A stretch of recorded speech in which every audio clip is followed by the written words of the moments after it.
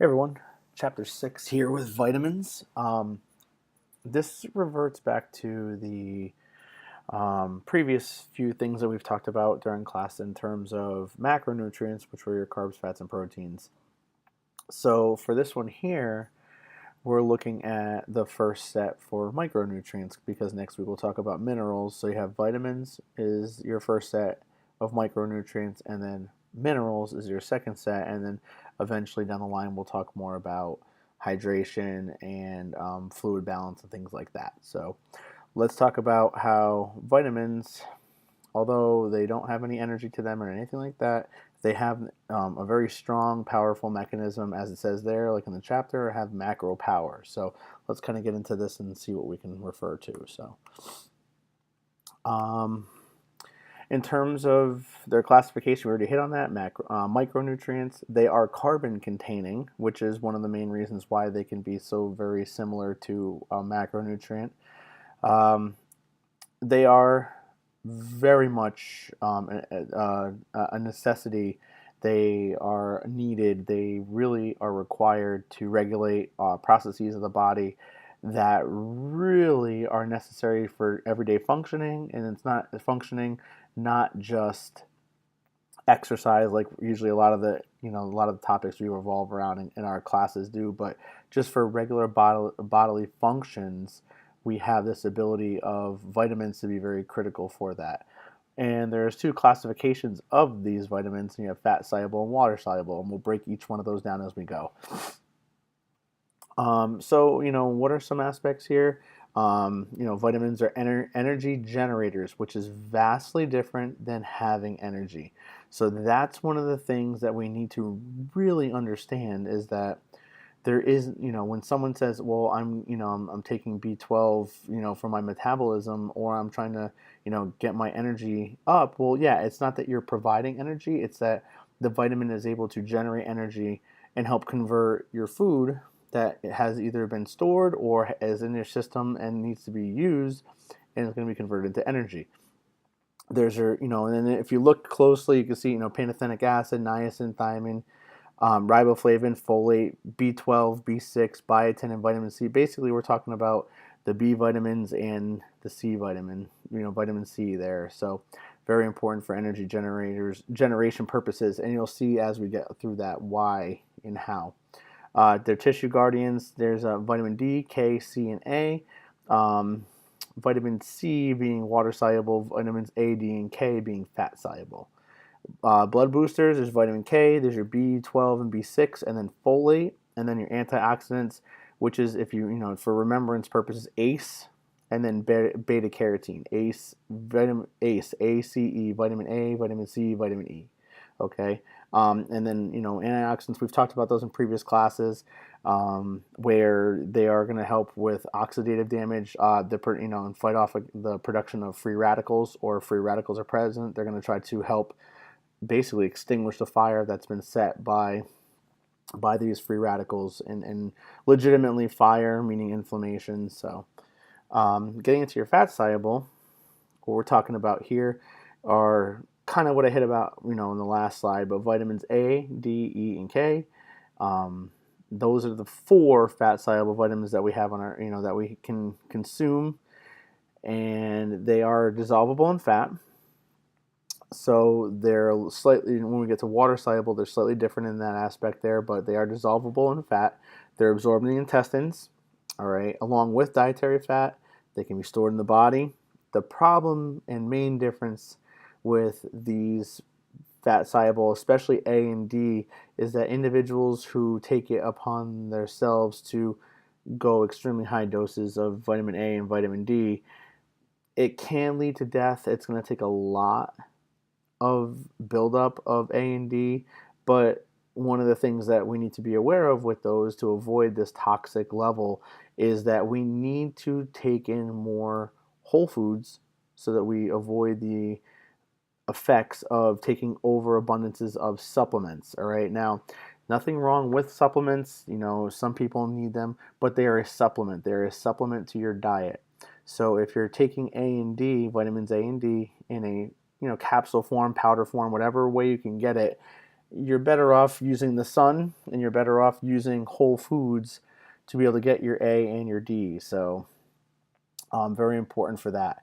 Fat soluble vitamins, it kind of just keeps making sense here. They're found in fatty foods.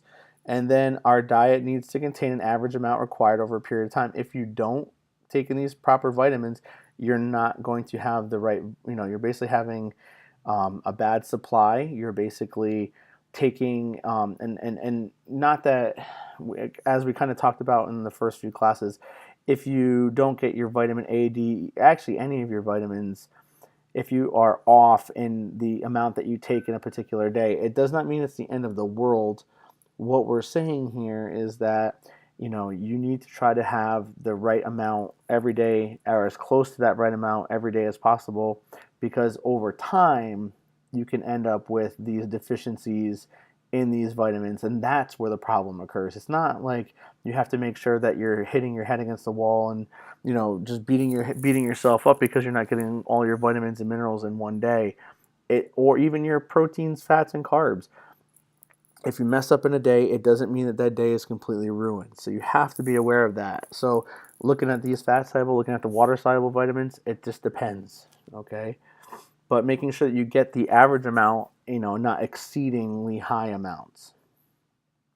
So here, the next couple slides, if you look, you got your A, D, E, and K.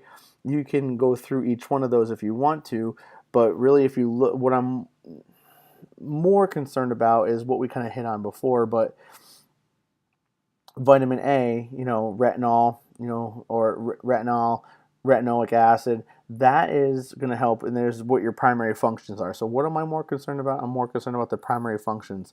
The recommended intake, you're not going to have to remember that. Those are things that you're going to want to make sure that you're aware of as you become more in the professional side of things. And it's something that may not have to be memorized because it's going to be a lot to memorize. And number one, remember when we're talking about nutrition, as a trainer, coach, wellness consultant, fitness, exercise specialist, whatever the future job may be that you want to hold, even physical therapy, chiropractic, things like that, you're not going to have to remember these numbers. And number two, there's a massive difference between you understanding nutrition and then you being a dietitian, because the dietitian is going to be the one who's going to be really focused in on all of these values, because they're really more clinically based for that purpose. So as a rehab or wellness or sport aspect, we want to see these numbers, but it's not something that's going to be part of your day-to-day balance.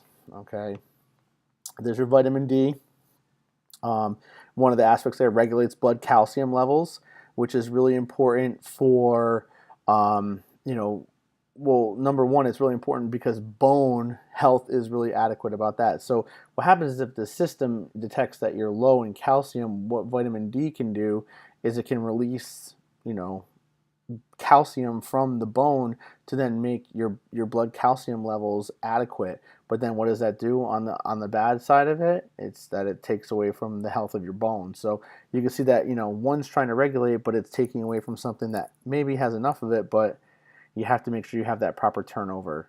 And then if you go to there's your recommended intake, your reliable food sources here on this area, and then if there is a toxicity or deficiency. Okay, so just pay attention to those. Now, vitamin A's deficiency can be night blindness. It could be impaired growth, immunity, and reproductive function, whereas you can end up with vitamin D deficiencies, also known as rickets, which is basically soft bendable bone. Okay, so moving to vitamin E, tocopherol. Here, when we look at, again, it's an antioxidant. It has a very protective qualities for cell membrane health. It's really important for polyunsaturated fatty acids, and vitamin A from vitamin E can basically stave off an ability of vitamin A to be oxidized if necessary. I mean, another function, protects white blood cells, enhances immune function, and then improves the absorption of vitamin A, which is what we were talking about, vitamin A oxidation or breaking down it, whereas this can improve the absorption of it, which is what we want so that we have adequate retinol numbers. Okay, where do you get vitamin E from? Sunflower seeds, almonds, vegetable oils, fortified cereals. Now, toxicity is rare, but the deficiencies for it can end up being more closer to anemia, hemolytic anemia, impairment of your nerves, your muscles, and your immune function. So it can have lasting effects on that. Now, that's one of the things that we have to be aware of with fat in general, is that fat holds a very important component to the nerves. So, vitamin E being a fat soluble vitamin will have that effect on it. Vitamin K, on the other hand, it is a coenzyme. Well, what's a coenzyme? It's not a true enzyme, which is a catalyst for events to occur in the body, but it's a coenzyme, which means it's basically a secondary enzyme that needs needs assistance to be fully turned on to make it a true enzyme. Okay, but it serves as a coenzyme during production of specific proteins that assist in blood coagulation. So what's blood clotting? And then bone metabolism. So vitamin K can't be minimized. Now, this is one of those things where if you look here at the amount, 120, and look at that like backwards U, that's micro, so 120 micrograms and 90 micrograms. That's all the vitamin K that you need in a day. So it's a very small amount. Well, where do you find it? Greens, kale, spinach, turnip greens, Brussels sprouts, those are all greens. Now, if the there is no the toxicity is not, is unknown, but the deficiency is the one that really becomes the problem there. And, impaired blood clotting, possible effect of bone health, but the blood clotting, that inability to coagulate and stop bleeding when it occurs can have very lasting effects on the system. So, if vitamin K has not been present in your system for a very long period of time, you end up with that inability to stop, and stop the bleeding and then, bleed out. So very important to understand there. Now, water-soluble vitamins, we said A, D, E, and K are fat-soluble. Water-soluble, meaning vitamin C and all of the B vitamin group. So slightly different. They can dissolve in water. They are a little bit a little bit more of an easier absorption into the intestine walls. They can be stored in large amounts. Toxic levels are really not as common as in the fat solubles, but supplementation, as like with the fat soluble ones, can lead to toxicity. All right, so they should be consumed in adequate amounts on a regular basis. So it's very important to know that these are things that can, the water soluble vitamins are a little bit easier to kind of take in, to understand everything like that. Okay. There's your vitamin B1, thiamine, vitamin B2, riboflavin. There's niacin, pyridoxine, which is B6. All right, and there's all of your functions there. Now, this is where we were talking about metabolism. This is where we were talking about energy. All right, so take vitamin B1. Okay.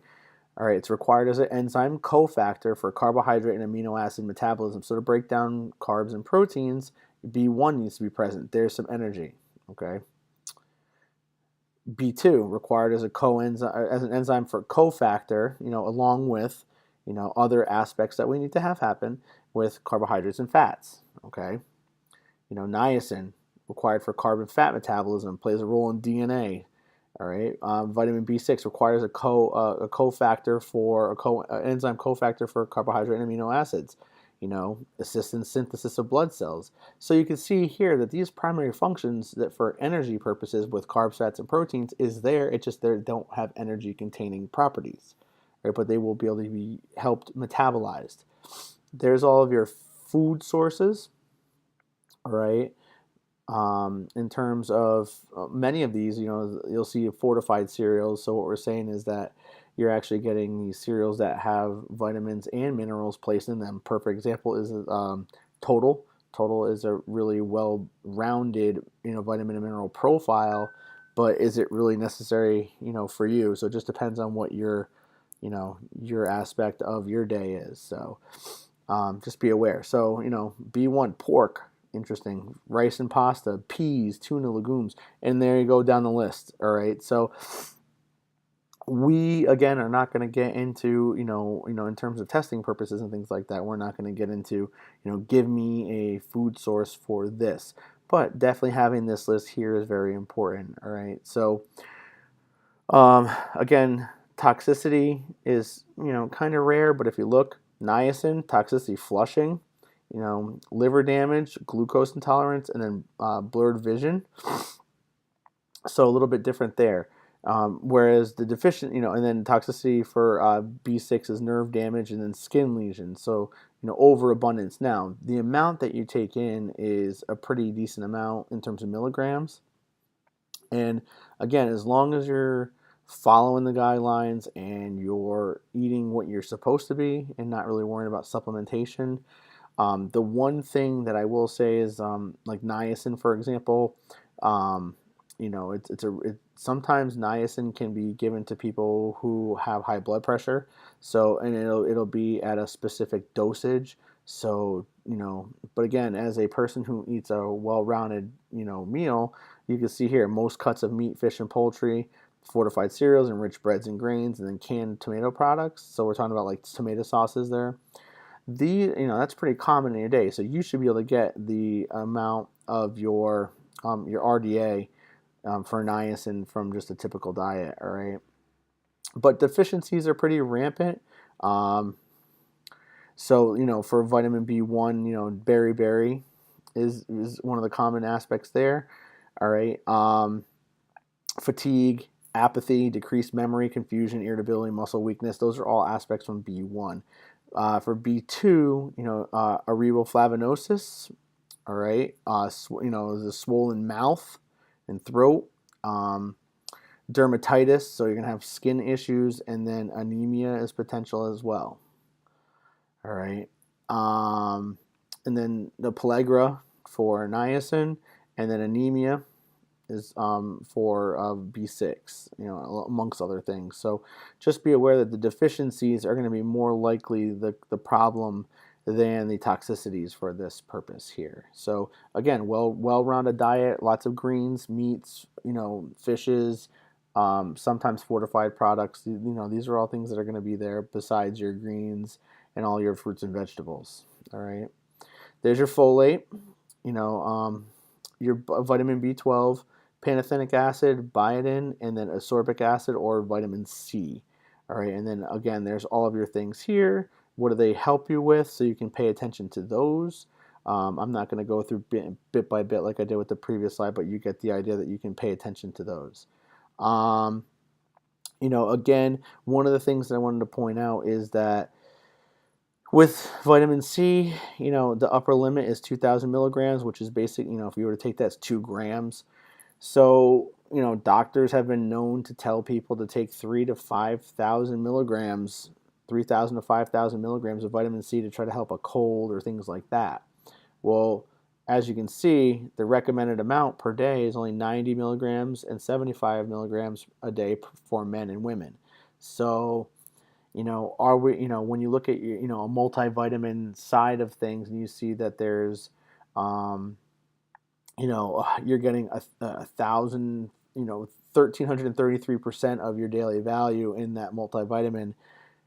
This is why I always say that we have the most expensive pee in the world, because you'll excrete majority of that because your body only absorbs, the amount that it needs, right? There's your food sources. Vitamin C, we know, or peppers, citrus fruits and juices. Again, be aware of the juices. They're more likely to contain the sugar, but again, with moderation, with an availability within your system, your diet, you are able to, you can take juice. It's not the most horrible thing, but it still may not be the best for you. Broccoli, surprisingly enough, has a lot of vitamin C. Strawberries and kiwi, amongst others. And the deficiency for that is scurvy, and you always hear pirates talking about scurvy. And normally, scurvy on a pirate ship was simply because of the fact that the water was not really well drinkable, and then they drank a lot of rum. And with the combination of alcohol, it doesn't help vitamin C content at all, so you end up with scurvy. All right. Vitamin B12, You can end up with tingling and numbness in the extremities, nerve damage, memory loss. That's if we're talking about high deficiencies long term.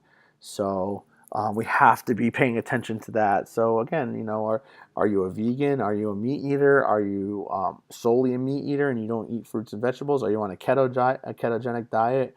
You have to be aware of all of these things, because if you begin to lack these on a long-term basis, that's why a lot of times things like the ketogenic diet are not sustainable, because they keep you in a deficit for many things unless you supplement. And some people, they may be against supplementation, and then it's just a continuous downfall. All right. So here's where it gets a little tricky, though, is that when you're talking about preserving vitamins, what can destroy vitamins? Water, heat, light, air, and then pH disturbances. Now, water and heat are the prime materials, basically, if you want to say it this way. They're the prime materials that you would use for steaming, so steaming vegetables. Now, that is why when take broccoli, you put broccoli in and you steam it over a boiling pot of water. What ends up happening is if the heat is too high and there's too much water, what happens is the more water vapor that's present, the more that it wants to pull the vitamins out. So in some cases, you're almost more, how do I say this correctly? You're better off drinking the water from the steamed broccoli than you are to actually eat the broccoli themselves, because now that's a little far-fetched, but you get what I'm saying here, is that you're pulling out so many vitamins from that product, from that broccoli, that a lot of those vitamins are just sitting around in the water. But again, with the heat of the water and everything like that, it's just going to eventually destroy it completely. So but just understand that with heat and water mixed together, that's usually a problem that can occur. Another one with light is another one.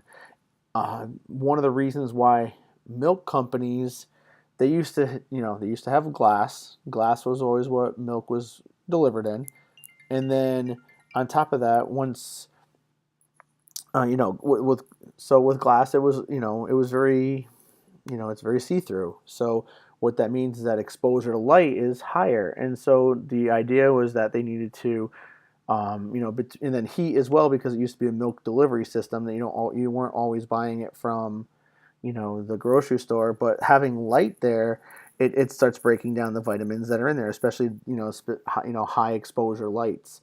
So what they eventually did was, if you look at a lot of the milk containers now, they're a thicker plastic. They're not see-through. Some of them, they're a little bit more dense, and that's so that the light that the milk is constantly being subjected to is not destroying the vitamins and minerals that are in it.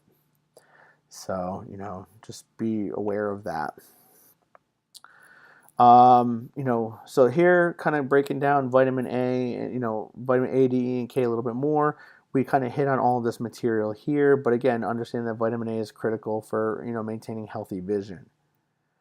All right. And obviously with improper vision, you're going to have, issues where, the retina can start to deteriorate, and you end up with issues of transmitting what you see to the brain to be then, subjected to, the proper transmission, so that you can see exactly what is out there. So, it does protect our sight, but we have to be aware that, again, long-term non-exposure to vitamin A can cause vision problems. And so one of the, I think we said about it earlier, was that it was, let's see if it was there. Nope, I have to go too far back. But again, one of the things that we said was that it can cause night blindness. Well, again, it's deterioration of specific components of the eye itself that are causing these problems to occur. All right, we talked about some of healthy vision, cell differentiation. So we're talking about cells being able to mature and then specialize. They're differentiating between each other. So not all cells are the same. So if again, vitamin A lacking, you don't have that ability. T lymphocytes of the immune system, so killer T cells, and then sperm production and fertilization. Minimal vitamin A. Some males can sit there and be like, I can't get my wife pregnant. And it's like, well, you could go to the doctor, get a blood test, and realize that your vitamin A could be down and start consuming more vitamin A. And next thing you know, you're having babies left and right. But I know that's far fetched. But again, you're getting the idea that this long term effect can have this deterioration. All right. And same thing with bone growth. You're minimizing bone growth with a lack of vitamin A. And so again, we said that, vitamin A also has an offset to it, which is a provitamin called beta carotene. It's a precursor to retinol. So basically what that means is that, beta carotene is kind of like the minor league player, and retinol or vitamin A is the major league player. So beta carotene is that precursor before it can become converted into a true vitamin. But really, beta carotene is a classification known as a carotenoid, and like I said, it is a provitamin. All right, so very important for us to have those in our system. So it's not just like we have to have vitamin A, but beta carotene can also be in there as well. So what is beta carotene's job? It's to protect cell membranes, immune system health, skin, and then protect your eyes. All right, so just very similar to what vitamin A does. Again, it's just a provitamin, not a true vitamin. All right, there's your sources. You can go over this on your own, but there's your sources, and then there's how much you should be taking in per day. But again, 900 to 700 for women, 900 micrograms, not milligrams or grams. It's micro, so a pretty small amount. And there's again a pretty good graphic for things that contain vitamin A. So very simply put, eating 1 cup of sweet potato, you're pretty much set. Having canned peas and carrots, 1 cup of it, you're pretty much set. So just be on the lookout for those things that are number one are whole foods that can get you there. So, and then on the smaller ends, you look at like your milks and your broccoli. Yeah, well, even if you're not, just because one food does not take care of it doesn't mean that you aren't going to have more of it. So if you have broccoli for one meal, some cheese with your food on another meal, again, it adds up over the course of the day. It is highly toxic. You can end up with birth defects and permanent damage to the liver and eyes. So these are things that you have to pay attention to, especially as a mother. All right. And then the one problem here, though, that I will say is this statement right here. And, especially from single nutrient supplements, meaning that if you sit there and you take vitamin A as a vitamin A supplement, not vitamin A within a multivitamin supplement, that's the reason why this can cause massive problems, because what you're doing is you're getting a overabundance and extremely high dosage of vitamin A, and that can become a problem. There's the night blindness we were kind of hitting on before, and then other symptoms that we've kind of hinted on before, but stunted growth, because of the fact that we have so much vitamin A has a lot of play in bone development. All right, and then overall blindness, not just night blindness, but the night blindness is the more common symptom of all that. Vitamin D. Again, where do we get vitamin D from besides food? We know we can get it from the UV rays of the sun. All right, and it is a hormone as well. So vitamin D is a vitamin, but it also acts as a hormone because, like it says here, if it's synthesized in one location and it acts in another, that also makes it a hormone because, again, synthesized on the skin, and then it'll act at the bone level, at the cellular level, wherever it may be. So it's pretty cool that you have this whole aspect of vitamin D. Well, one of the things that it gets overlooked with vitamin D is, like it says there, it is a guardian to our bones. It actually helps with calcium regulation and everything like that. So again, with calcium intake, everyone's like, oh, you got to have your milk. It's like, well, you don't have to have the milk. You can have other things that contain calcium. But if you're not getting enough vitamin D on top of that, you're basically not going to be able to have this proper calcium balance within your system. All right, so it's required, functions of vitamin D, it's required for calcium and phosphorus absorption. So again, phosphorus, very important component of the bone as well. It regulates blood calcium levels, what we just talked about, and it's necessary for bone calcification or the hardening of the bone. So you can have osteoblasts that are out there that are building up bone, but if you do not get the vitamin D in there, that the osteoblasts will not be able to, they'll become osteocytes, but they're not going to harden the way they should be. So, bone turnover, is really going to be a challenging thing. Again, recommendation wise, there is no RDA, but just understand that, again, sun exposure is appropriate. So like, places like Alaska and places like that, they're going to struggle a lot with this because, they may not be getting enough vitamin D in their diet. And then on top of that, the sun is not shining on them at a great level throughout the whole year. So, again, it's a really interesting thing where this can occur because, lack of vitamin D also has been known to kind of enhance depression rates as well. But understand that, this right here, that your adequate intake does, assume that a person's sun exposure is inadequate. What we're saying here is that if you live in Florida like we do, that's kind of an important thing because we can get out in the sun and get enough exposure, but again, the AI 5 to 15 micrograms, that's for someone who doesn't have proper sun exposure. Okay.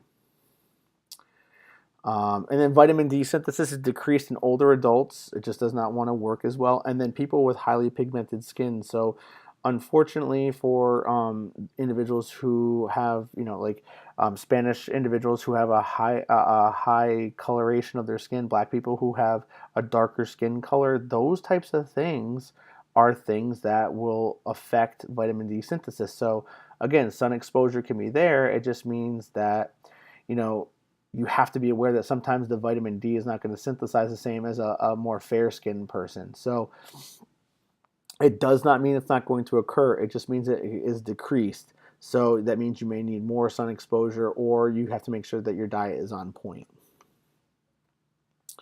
All right. Most foods naturally contain very little vitamin D. Most vitamin D is from fortified foods like milk, cereals, things like that. So again, where are you going to get majority of it? The sun. Vegetarians, this is where it gets a little tricky too. Vegetarians not consuming dairy foods receive vitamin D from the sun, fortified soy products, and/or supplements. And if they don't do any of those things, then basically they're going to be at a loss, which can cause massive complications for them. All right. Again, here we're looking at your your kind of common foods that have this. But again, I don't eat fish, but salmon's a perfect example. You can get a decent amount of salmon. So with salmon. So just be aware. Again, these things can add up. But what is the best case scenario? Sun. Obviously too much, just like anything, will happen with vitamin supplementation. So you got to be careful of that. It can result in high blood calcium levels, too much. And then if you don't consume enough, rickets, all right, or osteomalacia, which is a soft bone, and that's more of an occurrence in adults, whereas rickets is more common in children. But again, rickets is, bone bending from too much load on it.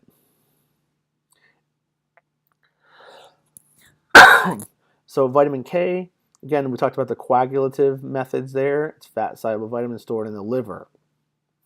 Okay, and it is a coenzyme, so like it says, like I kind of was talking about before, it combines with an inactive enzyme to activate the enzyme itself. Okay, so not only is it a vitamin, but it's a coenzyme, so it needs an inactive enzyme to turn it on to become an enzyme, which then makes it a catalyst, or it makes some reactions speed up or slow down. All right, and this is the the picture that depicts this. This is an inactive enzyme. You get a chemical compound that mixes with it. It can't do it. So what you can't, the chemical compound is not going to turn it completely on. So what you do is you have a coenzyme, and then the compound that binds, and that will make the active enzyme work. Okay, so that's exactly what we're talking about there. Again, sources: green leafies, soybean, and canola oils, and it's produced in your intestinal bacteria as well, which is kind of interesting. So you can have some that's produced within your bacteria, but again, smaller amounts: 120 for men, 90 micrograms for women. If anybody likes spinach, you're in good hands. If you like Brussels sprouts, you're in good hands. Broccoli. So basically, a lot of your majority of your greens, you're looking at being pretty good. And if you've never tried roasted Brussels sprouts before, just be aware that heat can destroy some of the vitamin mineral properties in them. But again, eat enough of them and you're good to go. So no side effects for too much vitamin K, but again, not consuming enough, reduced blood clotting, excessive bleeding. We talked about that before. All right, and then like it says here, it can occur with diseases that disturb absorption of fat in the small intestine. So, you know, it's got to be clear as to what the complication is, and then we can have you get sent to your doctor so that they can figure out what's the best case scenario for you and how you can get your vitamin K. So when we talk about vitamin E next, wait, did we talk about? No, we haven't talked. Yeah, vitamin E is the last one we'll talk about for your fat soluble. It is an antioxidant, and antioxidants' job is to stave off free radicals, or make it an inability to produce them. But understand that during oxidative stress, like if you're an exerciser, you will produce free radicals. Just that your system is so well maintained that normally people who exercise take care of their body as well with the food that they take. So what we're saying is that normally there's antioxidant qualities in your system already. Plus your body knows how to react to that stress so that you don't have as much free radical work that's going to break down and kill cells. So, but that's what antioxidants' jobs are, is to basically minimize the effects of oxidative stress and free radical production. So, they are highly unstable. Free radicals are. There's the oxidation property. Well, besides, just the production of it, where is it produced from? Well, there's other things like pollution. There's UV light, and then there's toxic substances that can produce this as well. So, environmental factors can be really huge for that. There's the damage that it can cause: cell membrane damage, cell protein damage, LDL damage, and then your DNA or your genetic material damage as well. But again, antioxidants stabilize free radicals and they minimize their effects as much as possible. And then we said vitamin E is important for cells. We said it's also an antioxidant, so that's going to help, and that makes more sense when it comes down to it. All right. Stored in the fat tissue in the cell membrane, there's the free radicals. It protects LDLs, red blood cells, and then the cell lining of the lungs, which is very, very important. And then it's critical for the development of muscles and nerves. All right, so again, having proper muscle and nerve health is very important because you won't have the interactions that needed to get you to move. 15 milligrams, and then you can, pretty common stuff: vegetable oils, nuts, seeds, wheat germ, not so much, and then some people, if people are massive soybean eaters, then there they go as well. Kashi is that enriched cereal. It's supposed to be organic in nature, but there's a lot of the things that you can see here. Avocado, you're getting about maybe about a quarter of what you need daily for one medium avocado. That's a whole thing. Marinara sauce. So again, nuts, sunflower seeds. A quarter cup of sunflower seeds. Sometimes putting some sunflower seeds on top of your salad gives a good crunch, but it also can give you a good amount of vitamin E. Toxicity is uncommon. Deficiencies are uncommon because normally you can get enough vitamin E in your diet, and then but it can result in ruptured red blood cells, and that can lead to anemia because you're lacking iron, because there's that heme group of the red blood cell. All right, and then moving from E antioxidant to water soluble vitamin C antioxidant, that's ascorbic acid re-energizes vitamin E, which is cool because vitamin E may just be sitting there dormant, and then vitamin C is like, let's go, bro. It can protect against airborne pollutants, which is really, really, really interesting. So that's why a lot of times doctors say if you're going to like an area like Los Angeles, feel free to up your dosage of vitamin C. It synthesizes collagen, so the elastic properties of anything from your skin to bone. All right. Prevents the disease scurvy. all right, which we'll hit on a little bit. It enhances the immune system, and it enhances the absorption of iron. And again, iron has a very distinct affiliation with vitamin E because vitamin E has that red blood cell interaction. Now, again, we talked about how, pretty small amount that you need. Smokers need a little bit more just because of that free radical production or the physiological stresses and the pollutants that are in your system. So where do you get it? Fresh fruits and veggies. And then there's another problem that we talked about with cooking. Cooking can destroy vitamin C. So if you were to take, and put in, I don't know how appetizing this sounds, but if you were to take an orange and put it in, in its natural state, if you were to take the vitamin C quality of it and then, see how much is truly in it and then put it in a microwave for 5 minutes and take it out, it's going to change the whole chemistry of it. So just be aware that foods that contain, vitamin C may lose that. So it has to be something you're aware of. Bell peppers are perfect. People cook with bell peppers all the time, can lose a little bit of that property. So raw, that see right there, raw. Broccoli cooked, actually, if it was broccoli raw, I guarantee you a half a cup would be higher. Cauliflower cooked, again, cauliflower raw could be higher. Sweet potato baked. Now, I'm not going to be trying to eat no sweet potato raw because it's hard if you don't cook it correctly. But you get the idea. Megadosing can cause nausea, can cause diarrhea, and nosebleeds. That's actually, I've never hit that point, but you definitely know when you've hit that peak of your vitamin C intake because you start feeling that interesting feeling in your stomach, like this doesn't really feel that great. And then, I've had people who have megadosed because they were sick, and then they're like, yeah, I don't feel good. And it's like, yeah, I know your nose is bleeding. And it's like, what? And it's like, yeah. So you need to back off of that. Don't do the same thing tomorrow. Bleeding gums, loose teeth, and then weakness are all aspects of that. I will say that I know if my vitamin C is down because I have really sensitive gums anyway, but if I catch like a tooth that I know that usually doesn't have any issues and it starts, I notice that there's like, not blood, but like it feels irritated, I usually increase my vitamins or pay attention to my vitamin C intake so that it doesn't have any issues. Now, the vitamin B, the B vitamins in general, we're going to go through each one of them, but understand they are water soluble again. They're important, we said, for energy metabolism, not energy production. It's for breaking down things for energy, and that's exactly what we just said here. So we want to be able to, have it so it acts as a coenzyme, so it releases that energy of carbs, fats, and proteins. There's your 8, not in order, not B1, 2, 3, 4, 5, 6, 7, 8. So just, for testing purposes, for knowledge purposes, don't assume that that's the case. So there's your thiamine. We kind of hit on this before. Metabolism of carbohydrates. It's a coenzyme for that. So remember, active enzyme, chemical compound. B1 needs to be present to turn on that enzyme to break down carbohydrates. That's what we're talking about with the coenzyme. Enriched foods and whole grains are a good source. So if you're a person who eats white bread, white pasta, things like that, you may not be in the best case scenario to get the right amount of B1.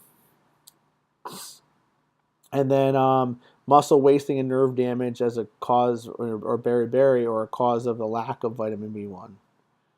So looking here, tuna, ham, pork, if you're a vegetarian, that's why you have to settle for beans, peas, spaghetti, and then rice to help you with that. So again, do you really eat 3 ounces of pork in one sitting? Do you have multiple 3-ounce factors? So if you have 2 servings of 3 ounces, that's 6 ounces, which is normally what I eat for each meal.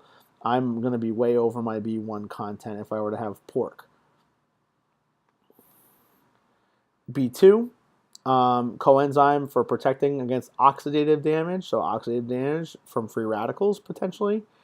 Good sources, egg yolks. Do not always assume that you have to have egg white only. That can be an issue. Riboflavinosis is a riboflavin deficiency, and you end up with things like a sore throat. You end up with swollen mucous membranes. So, that's if you're not getting enough, and that's a constant feeling, not so much as like, oh, I got a sore throat, better up my B2. But, if you have a sore throat, it doesn't mean you can't supplement with it to potentially help with that, but just understand that's not going to be the case. So, again, like milk, if you don't drink milk, if you're not a big grain eater, then the egg yolks, do not dismiss them. But again, here we go. Chili con carne, kind of funny, but oatmeal. People that have a tendency to eat oatmeal, they're looking at okay. But again, depending upon how much oatmeal you eat, are you eating one packet? If you eat 2 packets, it's putting you closer to the amount you want per day. I'm not a huge mushroom fan, but I know people that eat mushrooms, and a cup of it is a decent amount. But again, mix all this stuff together, and you end up with a good amount. Niacin, there's your metabolic function for carbon fat release of energy. There's meat, fish, poultry, and then enriched bread products. But again, too much niacin usually comes from too much supplementation.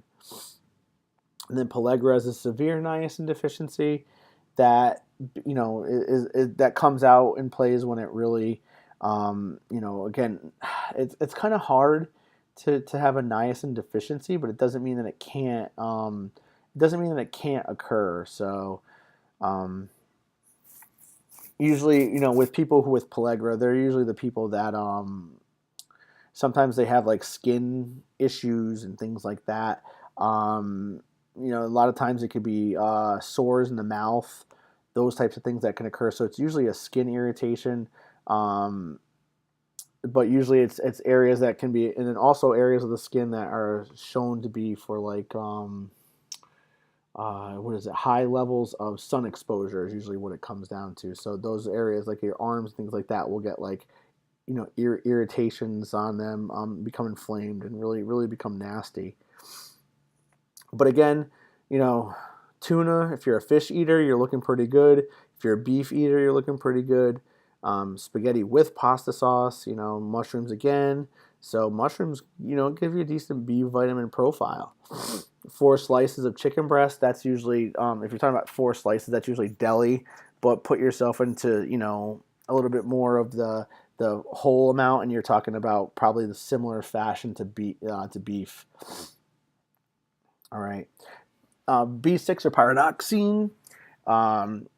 It's interestingly enough, as it says in that first statement, it's pretty important. It's part of a coenzyme for more than 100 enzymes in protein metabolism. So B6 and protein, hand in hand. All right, what you can find them here: enriched cereals, liver, fish, poultry, and then starchy vegetables. All right. Toxicity can lead to nerve damage and skin lesions, and then, the very similar to and skin lesions, not the same as like niacin, but understand that skin bumps that basically occur, bumps that occur on the skin surface themselves. So let's see, and then lastly, deficiencies may increase homocysteine, and a lot of times people who eat, high levels of meat have this tendency to have higher levels of homocysteine. And so basically you got to be aware that homocysteine works with amino acids, because it is one, and it can be found in the bloodstream. And if it's found in the bloodstream, what can happen is it can cause inflammation and other nasty effects that really we don't really want to have. So high levels of homocysteine can really affect the flow of blood. It can start to produce that's where long-term damage like plaque buildup can be with homocysteine present. So vitamin B6 is going to be very important for making sure that having adequate amounts is going to stave off that homocysteine ability to kind of help with plaque formation. Beans, garbanzo beans, chickpeas, if whatever floats your boat. Tuna, there's your starchy veggies there, or your potatoes. Turkey, beef, fish. Bananas actually surprisingly have some good amount of B6 in them. So just be aware that the B6, if you're a meat eater, you're okay. If you're a a vegetarian, you got to search a little bit more. All right, you got to find those fruits and veggies that contain it at a little higher level. Folate is very important for prenatal. All right, very important for us to be able to get all of those aspects out for the fetus. So that can become the embryo. And so that it can eventually become the child that it's supposed to be. Um, so it's involved in DNA synthesis and amino acid metabolism. DNA very important because you're going to help with basically genetic material. It creates cell division, which is going to help with growth. All right, and then toxicity, with B12 is also can mask B12 deficiencies, but understand that improper folate is going to have really bad effects on your DNA and then just being able your cell health. Many different styles of foods that you can get it from. You're more likely to get. You're not going to get this from the meats like some of the other B vitamins, but definitely lentils, spinach, or broccoli. There's spaghetti. There's spaghetti and rice, white rice. Surprisingly enough, so you can't. People assume that everything's always going to be brown rice, brown rice, brown rice. Well, no, white rice has its very has some very important factors to it as well. And then B12. All right, B12 is a coenzyme for blood formation. It's also good for nerve functioning as well, and we've kind of hit on that earlier. So, understand that. Kind of going back to what we were talking about before with the homocysteine breakdown, so it does not sit there and continue to have a lot of it in the blood. It's found in animal-based foods, which again, a vegetarian is going to have a really hard time with this. The deficiencies itself, low energy, and then fatigue, shortness of breath, and basically pernicious anemia, which is basically these things here, is weakness and low energy and fatigue. And that's so again, a person with low B12, that's why a lot of times vegans have this. They're like, well, I always feel tired. It's like, well, that's pernicious anemia, or it could be. I'm not saying it is, but it could be that, and that could be also a problem of and distortion of the system. So looking here, let's see, animal-based, cottage cheese is dairy, animal-based, yogurt, dairy-based, salmon, fish, beef, soy milk. Now, this is fortified. That's a little bit different. So maybe that's going to save face for a vegan is if they get fortified soy milk. Special case cereal, there's that's fortified again. Crab, seafood, shellfish, and then clam chowder, clams, shellfish. It's like those are under seafood. So we have to be aware that you're going to have to find some supplementation, or you're going to have to eat meat. And then here we go with another B vitamin, pantothenic acid. It's not the end of it. There's still a couple more. It's a coenzyme for breakdown of fatty acids, and it's required for building new fatty acids. So, again, having fatty acids in our system is not a bad thing because it can help with our energy production at rest. But just understand that without pantothenic acid, we cannot have this occur. We won't have the breakdown and won't have the ability to build new fatty acids. So, it's kind of like a catch-22. Food sources, I'm sorry, there's no graphic for this one here, but chicken, beef, egg yolks, potatoes, oat cereals, and then tomato products are all going to contain pantothenic acid. So again, something to think about in terms of a vegan if they're not eating tomato or things like that. Biotin, metabolism for all macros, carbs, fats, and proteins. Biotin is going to be very, very important for this right here, gluconeogenesis, the conversion of of the production of making new glucoses, particularly out of amino acids. Okay, so very, very important for that, and that's going to be really necessary because it's going to help with blood glucose content as well. Choline. Choline is a little bit different. It's a vitamin-like substance. There it is again, assist in homocysteine breakdown, or so that we metabolism, so it can be used instead of stored. It accelerates the synthesis of acetylcholine, or a neurotransmitter, for either parasympathetic innervation or for excitation of the nerve, nerve to nerve interaction or nerve to muscle interaction. There's your deficiency can lead to liver damage, which is not a good thing, obviously. And then it's found in the milk, coincidentally in the liver, when that you eat eggs and then peanuts, so organ meat.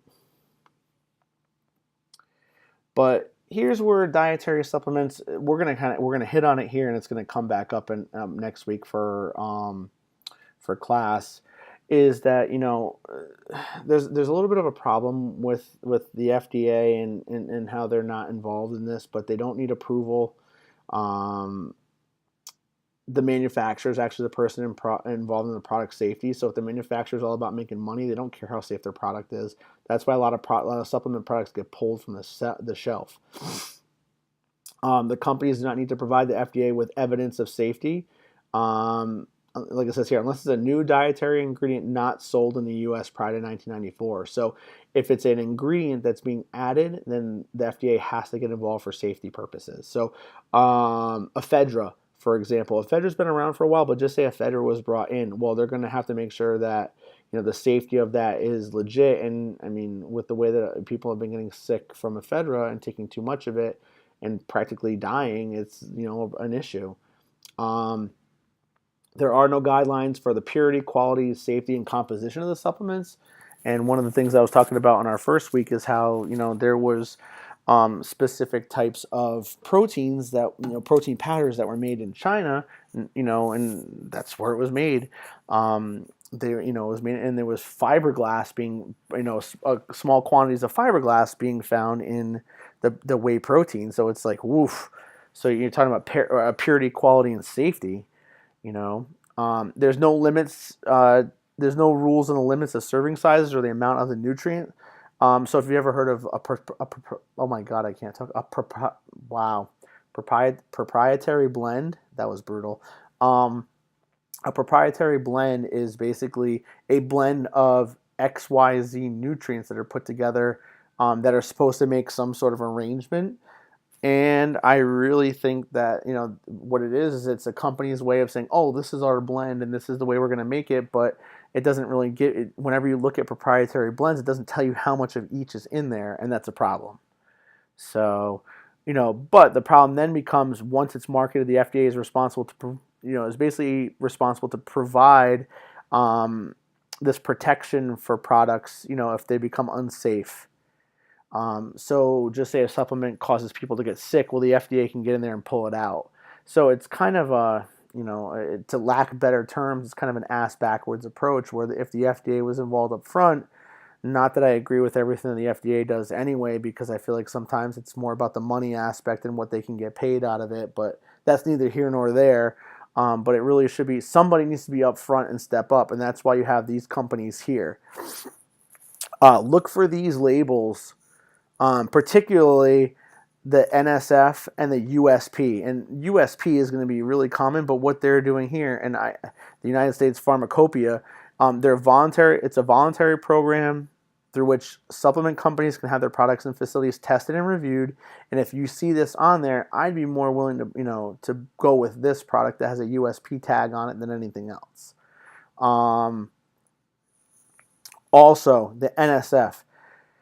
Because there are products out there that can have, I like the words here, adulterated or ingredients that are messed with.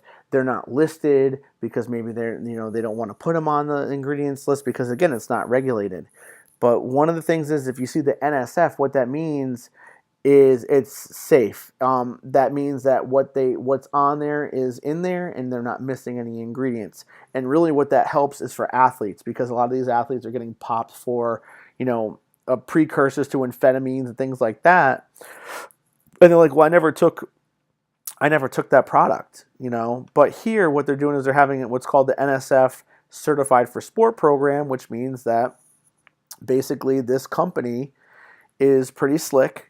And they find everything that's in that supplement, and then if there's something in there that is not supposed to be, or if it's messed around with, they'll label it. They will not label it certified for sport, and if it has the NSF on it, and it's labeled on the product, that means it's safe for sport consumption. And an NCAA athlete, an elite athlete, won't get caught with their pants down, because they were sitting there saying, "Oh, I didn't know it was in there," because the NSF puts it in there. So, that's really what it comes down to in terms of supplementation. But we'll get more into supplements next week. This will be on your test for sure, but understand what the difference is for cancer, in terms of initiation, promotion, and progression. And we all know how scary cancer is. We probably know at least one person in our life that's dealt with it. But again, it's a group of related diseases characterized by cells that grow out of control. And whenever you hear mutated cells, that's usually an issue, and that's because what's happening is you're having a carcinogen that makes the mutation of the DNA, and that's your initiation there.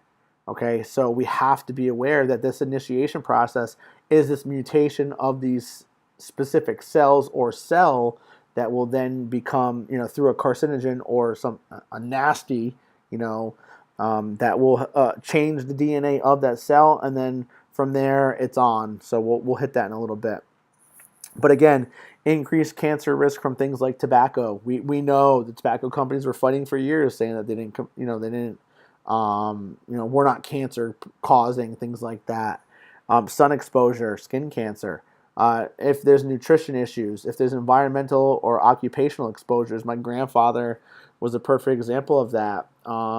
After he had worked at Pfizer for so long, and I'm not saying so if this becomes something, I'm not trying to make it that way, but he had worked at Pfizer for so long. Well, eventually your body can develop an affinity and immunity for the exposure to constant chemicals. And he worked there in the 70s and the 80s where it wasn't as regulated as it is now. And what ended up happening was after he retired, all of a sudden, he developed cancer, intestinal cancer.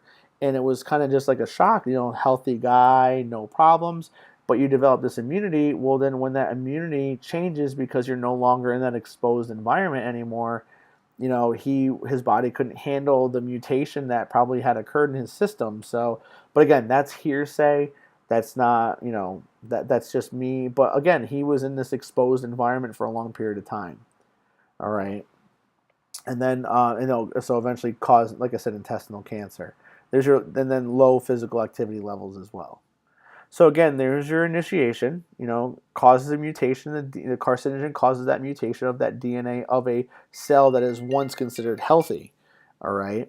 So, it's gonna basically transform itself. Now the promotion means that now you took the initial cell that's having some mutation, and it is now becoming changed into rapidly dividing and altered cells that create, as we all know, a mass. And that, now a mass can be any particular size. So if it's a large mass, small mass, they can remove these masses, but they have to make sure that they don't, from this promotion, the cell that with mutation in the DNA divides repeatedly and becomes growing until it becomes out of control, because what you don't want to have happen is progression where the cancer cells get into the bloodstream, and when they get into the bloodstream, that means they can invade any other tissue around them, and then it becomes very, very difficult. That's why early exposure, early detection is critical when it comes to cancerous cells, simply because of the fact that if it's caught before it gets to the bloodstream, that's why you have chemo and radiation and things like that, but we just are trying to avoid this progression to occur into this large or not large, but other areas of the system, because we cannot have that happen. So again, with cancer, one of the things that we can really make ourselves very aware of is that antioxidant properties, because again, free radical damage can cause this mutation effect over the long term. All right. So taking in more antioxidants can be very beneficial for that. And then lastly, to round out the chapter, but to help with the cancer talk, is things that have, naturally occurring chemicals in plants called phytochemicals.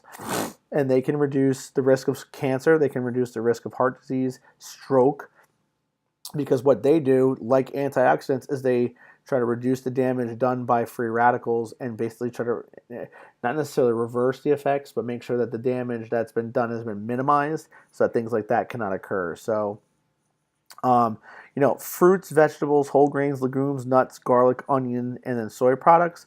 When you're talking about fruits and vegetables, you're talking about the really bright colors that contain a lot of phytochemicals. Okay, so you're gonna have a hard time finding phytochemicals in like a potato. All right, but bright colored things are gonna contain that. Okay, so this is chapter 6. You'll be tested on this material, and it'll you'll be ready to go for the weekend. So I'm gonna have this all ready to go, but try to take time to go through this and look through it. It is a little bit longer, but again, there's 65 slides, so pay attention to the book, pay attention to this, listen to the words I said, and I think you'll be all right. So thanks for listening, and have a good day.